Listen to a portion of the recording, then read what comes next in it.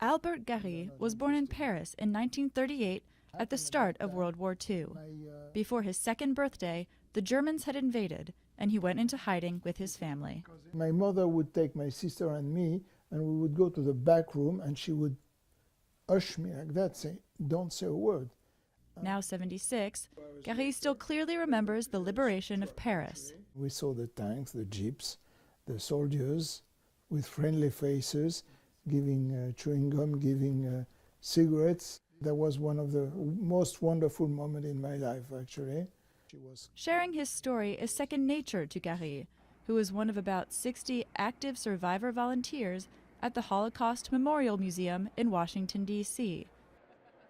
They give tours, translate documents, and talk with visitors. But with the youngest of them in their 70s, the opportunity to hear first-hand accounts could soon fade away. You know, that's a fact of life. We're not going to be immortal. Someday, maybe in 20 years from now, there will be no survivors, that's for sure. So we have to live with that, and that's why it's so important to pass the message to the next generations. Museum administrators are also concerned. I think both the museum and the survivors feel a sense of urgency, an urgency to make sure that we've documented as many Holocaust stories as we can. The museum is in a race against time.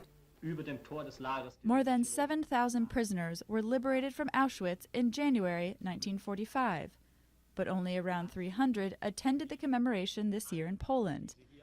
At the museum, the construction of a new facility to house artifacts will begin this spring, and while time poses some problems, for volunteer translator Rita Rubenstein, making it to 78 is a victory in itself. I'm here, and he didn't succeed in what he wanted to do. He wanted to kill all the Jews and all the traces of the Jews. I have a wonderful family. I have 3 children and 8 grandchildren, and that's my revenge to Hitler.